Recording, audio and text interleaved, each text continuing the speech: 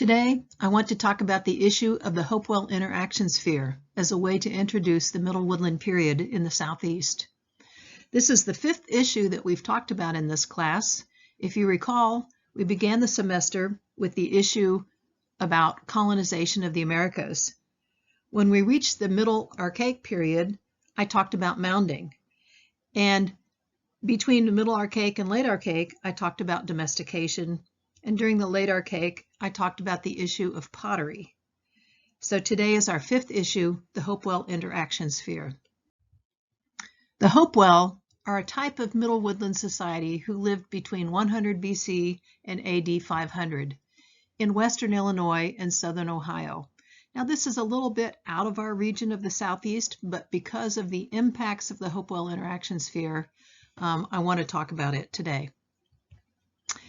The Hopewell society and sites are characterized by mounds, including earthen enclosures in a variety of shapes, artistic artifacts that are linked to a very large trade network, and particular styles of pottery and stone tools. The Hopewell developed from the preceding early Adena, which we talked about already, and overlapped with late Adena. They were farmers growing squash and the Eastern Agricultural Complex, which, as you recall, includes the starchy seed complex of quinapod, maygrass, and erect knotweed, and the oily seeds of sunflower and sumpweed. In addition, they hunted, deer were very important, and they fished, and they gathered wild resources such as hickory nuts and fruit. We find the earliest maize among the Middle Woodland Hopewell, and yet, even though we find a few single cobs at a few sites, it does not appear to have been yet in the diet of the people. Instead, it appears to have been an item of wonder, part of the shaman's bundle. The social system among the Hopewell is thought to have been a big man social system. This is a kind of egalitarian social system, but it has an individual who rises to power across a number of communities, and perhaps he also rises to power his lineage. However, that power does not pass on to his children. It does not appear to have been inherited. It's similar to the ethnographic segmented lineage or tribe.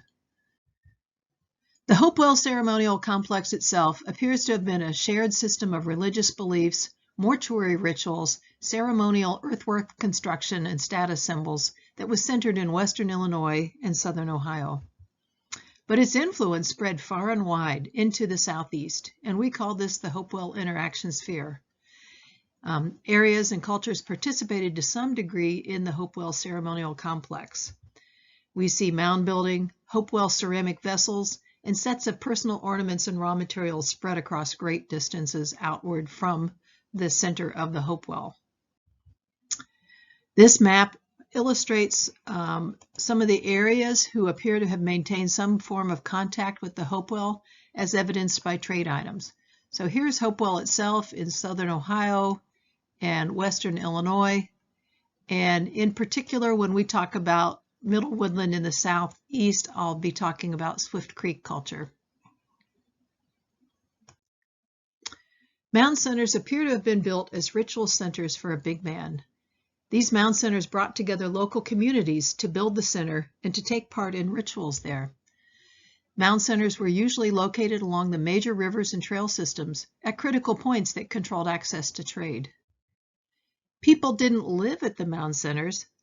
At the mound centers, instead of finding permanent houses, we find temporary wooden structures, possibly to house workers or participants in the rituals.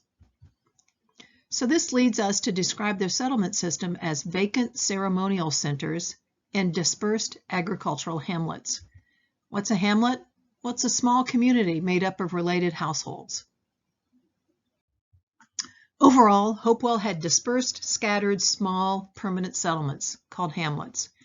They also had special purpose camps and these communal ritual-built spaces. Thus, they formed symbolic communities at the communal ritual-built spaces. This map shows part of the Scioto River Valley, and in blue you will see some of these ritual-built spaces stretching up and down the river valley. And we believe that people from various hamlets in the region came together to build these mounds and earthen enclosures. and practice rituals at them. Hopewell mounds mostly were low, domed, or conical burial mounds, maybe 5 feet high and 50 feet in diameter at the base. These types of mounds covered burials. So particular people would die, they would lay out the bodies and in tombs and in burial pits, and then build a mound over it. Primary burials like this often have elaborate grave goods, and we also find caches of items found in the mounds. This is a map showing the layout of burials and grave goods at the top, and on the bottom some of the graves. During the Middle Woodland, the use of charnel houses became common in the Southeast, and here bodies were processed. Instead of laying out the body in whole, you would cremate them and then store those remains, and then some event, we don't know what kind of event, would trigger a mass burial of these stored remains. So at that point you would empty and burn the charnel house. Secondary bundle burials and cremations were usually placed near the central primary in the flesh burials, as well as in the mound fill covering them. One famous Hopewell Mound Center with burial mounds is Mound City in south central Ohio. The first platform mounds occur during the Middle Woodland period. These are usually less than 10 feet high. They're rectangular, maybe 50 to 75 feet long. On top, we can see midden and where large post has been erected. So unlike the later Mississippian mounds where we find permanent structures on tops of platform mounds, we believe that these mounds were being used for events. More for communal food preparation and feasting, because also we find a higher variety of foods than we do in the hamlets themselves. Some famous Hopewell sites with platform mounds include Leek in northwest Georgia, Mandeville in southwest Georgia, Pinson in southwest Tennessee, Marksville in southeastern Louisiana. Some of these are some of the sites that you may be summarizing for your required site summary of a Middle Woodland site. Unique to southern Ohio are extensive geometric earthworks, where dirt is laid out, embankments to form circles and squares, and these were linked by a road. We have found remnants of over 50 miles of roads in southern Ohio. So maybe you've heard of the famous Chaco Road out in the southwest, but probably have never before heard about this road that connected these geometric earthworks in southern Ohio. Also in southern Ohio, we find hilltop enclosures. And although these are in defensible positions, they don't appear to be fortifications. They're not for defense. Here is a drawing of Fort Hill. Hopewell is famous for its extensive long-distance trade in certain special raw materials from great distances away. Copper from the Great Lakes, silver from Canada, shark teeth from the Atlantic coast, mica from the southern Appalachian Mountains, marine shells from the Gulf Coast, crystalline quartz from the southeast, galena from Oklahoma, grizzly bear teeth and obsidian from out west, and Knife River flint from the Dakotas.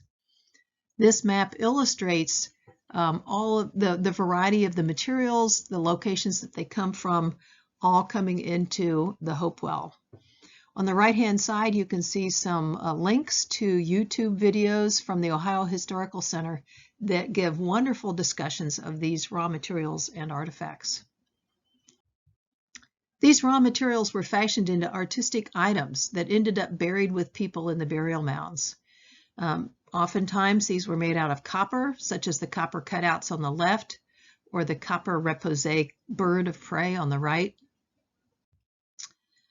On the left, a copper mountain goat horn replica, copper ear spools that had been also covered in silver. And sometimes these were then covered also in cloth, and because of the copper salts, we actually find Hopewell Middle Woodland cloth preserved, which is amazing. Copper bracelets, silver ear spools, and mica cutouts. Again, a link at the top to Ohio Historical Center personnel talking about these cutouts, and you can see how large they are in that video. It has been suggested that Hopewell use of space in both their artwork and in their settlement pattern reflects underlying cultural beliefs or worldview. The world is perceived in terms of complementary, interconnected parts, which is reflected in their use of positive space versus negative space.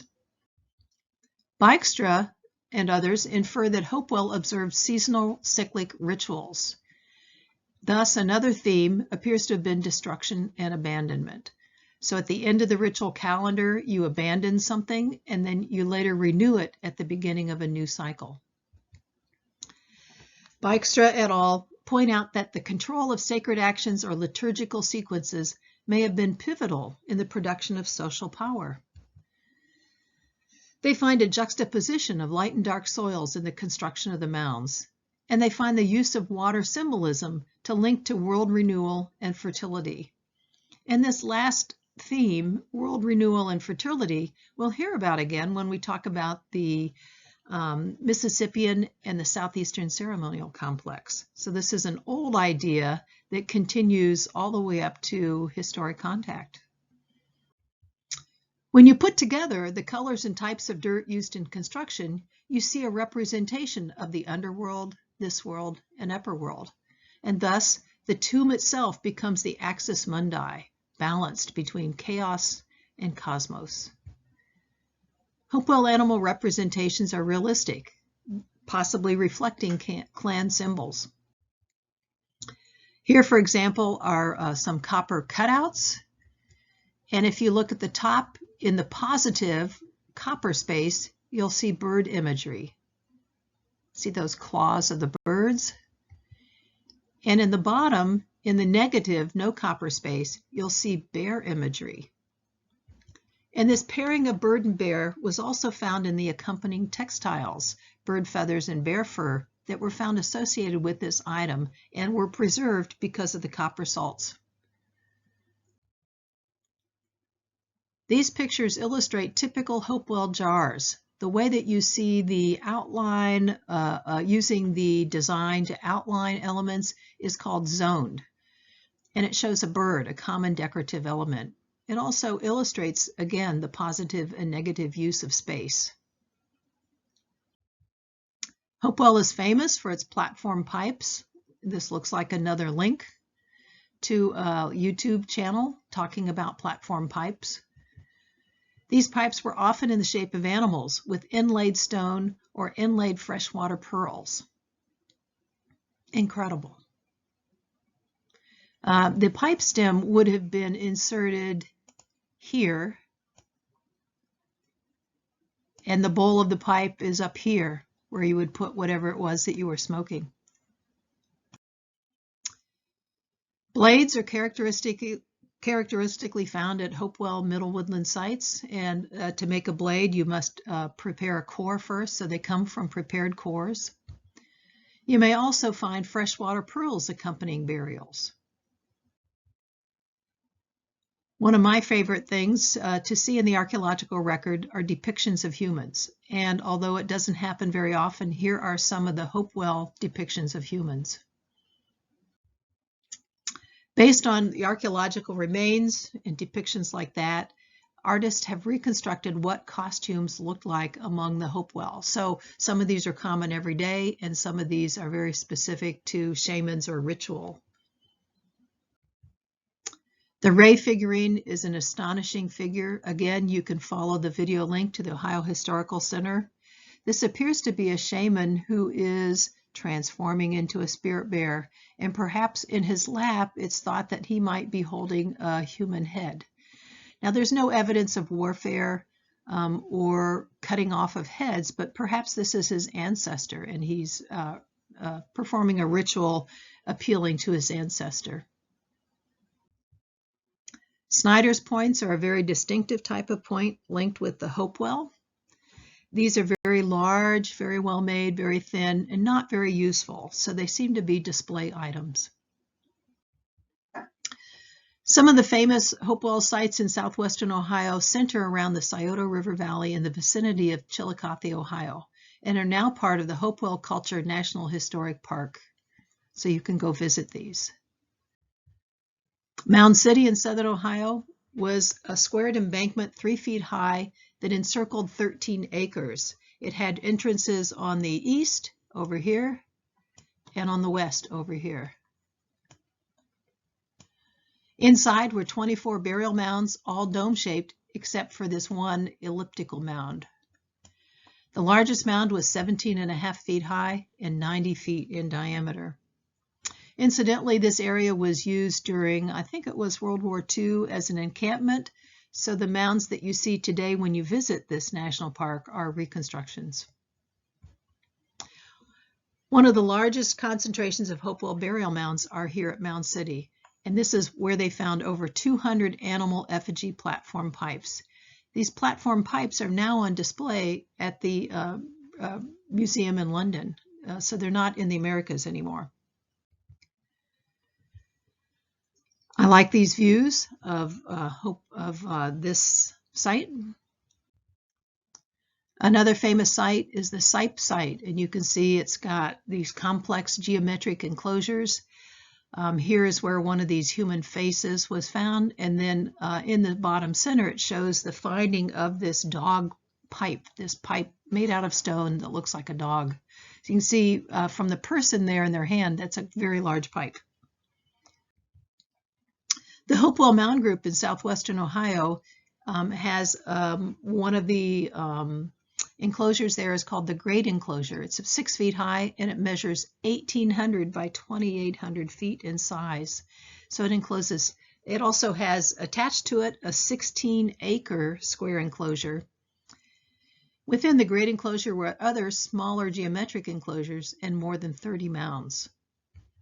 The largest of the mounds was a series of 3 conjoined mounds referred to as Mound 25, which was originally 500 by 180 feet at the base and 33 feet high, making it as large as a 3-story building spanning 2 city blocks. So, to summarize, what cultural period do the Hopewell belong to? Yes, the Middle Woodland. Where is Hopewell centered? Southern Ohio and western Illinois.